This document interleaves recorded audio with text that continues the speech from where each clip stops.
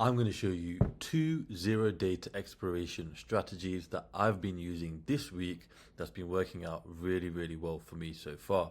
So the first thing is you want to pull up SPX. This is going to be the main thing that you want to trade for 0 days. If you do have a smaller account, i.e. under $25,000, you will be subject to the PDT rule, which basically means that you can't make more than 3 day trades in a rolling 5 business day period.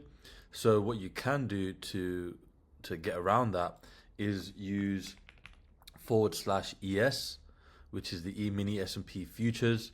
It's basically the exact same thing as SPX. It's not cash settled, so you will have to manage your contracts as you get close to expiration. However, futures are not subject to the PDT rule. So even if you do have a smaller account, you can still run these strategies on /ES. If you really have a small account, you can run these strategies on /MES, which is the micros. These are the minis. The MES is the micros. So there's no excuse or there's nothing that anybody can say that about their account size being too small that won't allow them to do 0 days. This is how you get around that. So let's just go back to the SPX and have a look at the actual strategies themselves. So you want to pull up obviously your 0 day expiration. This is a Sunday right now, so the market is closed, so there isn't actually a 0 day available to look at. So we're just going to look at the 1 day, which is going to be expiring at the end of the day tomorrow. For all intents and purposes, it's basically going to be the exact same thing. But when you are putting your positions on live, obviously just make sure that it is the actual 0 day, not 1 day. So once you pull up the options chain, we are going to be selling options contracts. We're not going to be buying options contracts for the most part. We will be buying some contracts, but those will just be to cover our short contracts. And we're basically going to be selling iron condors. So the first strategy that I would like to show you is simply an at the money strategy. So you want to look at your deltas and you want to pick whichever strike is closest to 50 delta. So if you look here at 5670, it's 49 delta on one side, 51 on the other. So 5670 is the one that we're going to go for. So we're just going to sell a straddle here, and as you can see, we're going to collect 4.5k up front, and our buying power requirement is 113 grand. Now, I do not recommend or advocate using this much buying power to any one position. However, what I'm going to do is I'm going to show you how to reduce this buying power requirement. So right now, this is our setup. It's a straddle. Now what we want to do is buy some wings to cover our position. So what you want to do is on the call side, you want to buy a contract that's $10 out. So on the call side, you go $10 higher from 5670 to 5680, and you'd buy this contract. And then you want to do the exact same thing on the put side. So you go down $10 to 5660, and then you buy that contract. Now you might be thinking this is a pretty weird setup. Why would you do this? And the reason why is because this has a 43% win rate. Okay, you don't want to look at your pop. That's irrelevant because we are going to be managing aggressively. The money is in the management when it comes to 0 days. All net credit strategies in general, to be honest, the money is in the management, but especially for 0 day to expiration. So we're going to be managing this position, or basically taking profit at 25% of max profit. So we're going to collect $935 up front. Our buying power requirement is only going to be $65. So this doesn't require much buying power at all. And you can collect a nice premium. Now, another thing that people might be saying is that, if you are using futures for this, the setup would be exactly the same.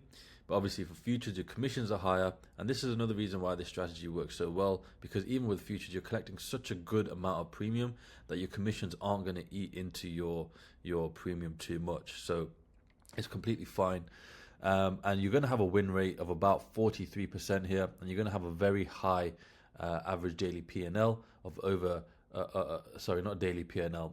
You're going to have a very high average position P&L of over $60. So this is going to be very, very nice. And yeah, like I said, you have about a 43% win rate. So you do obviously need to make sure that you have enough dry powder or enough money in your account to be able to withstand a couple of losses in a row. It's pretty typical to have maybe 4 to 5 to 6, 7 losses in a row.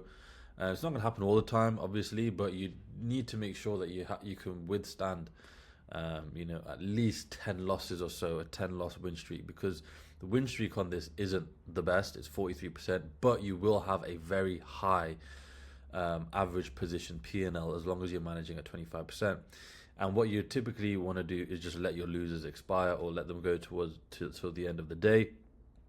I personally like to get out when there's still about half an hour left of trading in that day to maybe 15 minutes left.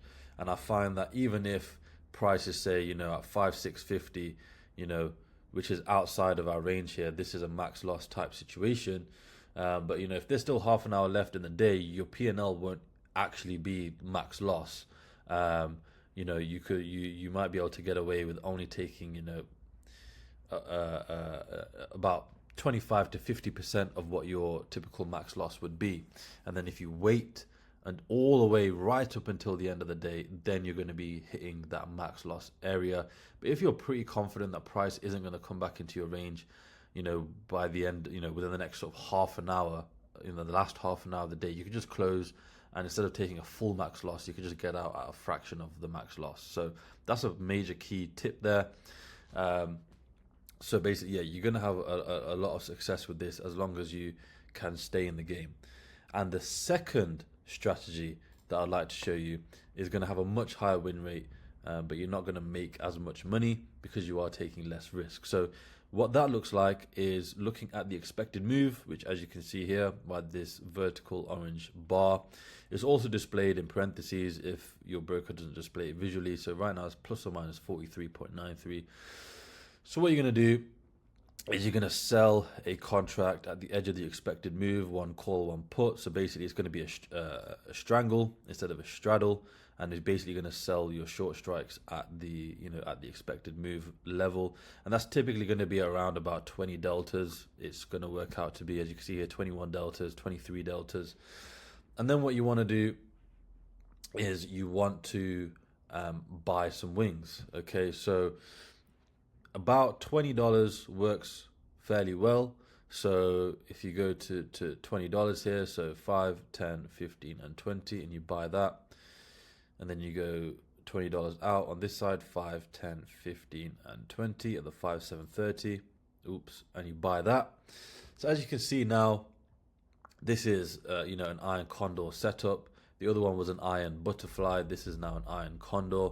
As you can see, our pop is much higher. You're going to have about a 90% win rate if you're managing at 25% in this situation. So whenever you're doing 0 days, whether you're bringing in a net credit, whether you're paying a net debit, whatever it is, you want to manage early at 25%.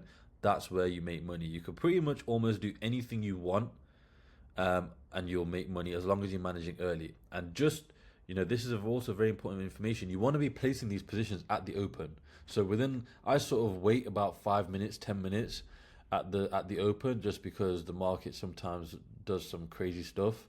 But after about 10 minutes, I'll place the position. So this is pretty much as soon as the market opens, you wanna place your position. Okay. Is this at the? For some reason, this is at the. I pressed a button and it seems to have moved everything over to the next day as opposed to the 1 day. So I'm just going to set this position back up again. But yeah, it's very important. You want to be selling these positions into the market at the open, and you want to be managing at 25%.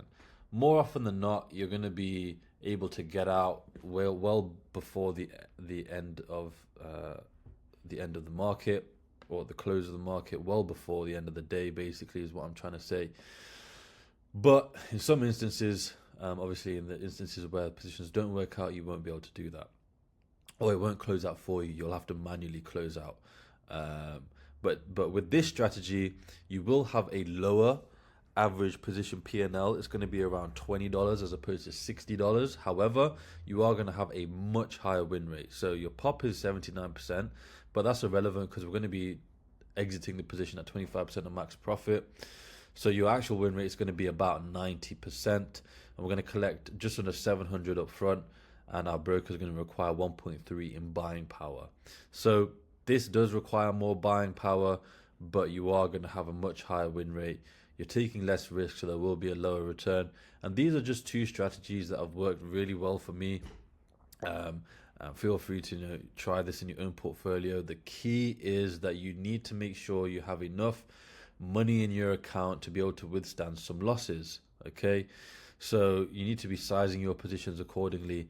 And we've created a free position sizing template. The link is in the description, and it's free. Everyone can get a copy of it. You just enter in the size of your portfolio. So say if it was $15,000, you can then enter in whatever the VIX is. So say if it was 21.7, and everything is going to be dynamically calculated for you automatically. So you just need to use this information to form the backbone of your portfolio. Over the long run, you'll be absolutely fine. If you do have a smaller account, you may need to be slightly more aggressive, but that's just the nature of a small account. If you have a larger account, 50, 100,000 plus, you absolutely should not be violating these guidelines here at all. And as long as you stick to it, you'll be fine. If you would like to learn in more detail about what we do and how we do it, again, the link will be in the description. This time, click on EDS Premium. Get yourselves signed up. Once you are inside, you will have access to this portfolio that we showed you in this video. You'll be able to see all the positions that we place, how we manage risk, how we make adjustments. Everything is shown in real time. So you can either copy, you can use that information to reverse engineer and study. It's completely up to you. Not too sure what's going on here, why this isn't working. But yeah, basically there we go. And there's also a full course, so no prior knowledge is required. We will teach you everything that you need to know from start to finish. It's a private community, so if you get stuck, you can speak with myself directly or with other like-minded individuals. There's a 100% money-back guarantee as well. So once you have been through the course, follow some of our trades. After 6 months, if you're not profitable, then we will just work with you for free until you are profitable. Or you can request a full refund. So it's completely risk-free, $9.99 a month to join right now. The price will be going up. However, once you're in, the price is locked in for you for life. So you are rewarded for getting in early. The aim of EDS Premium is to teach you the skill. We don't want to keep you dependent on us. We want to teach you the skill, and it will take you about 6 to 12 months to be completely self-sufficient. So with that being said, I will see you guys on the inside.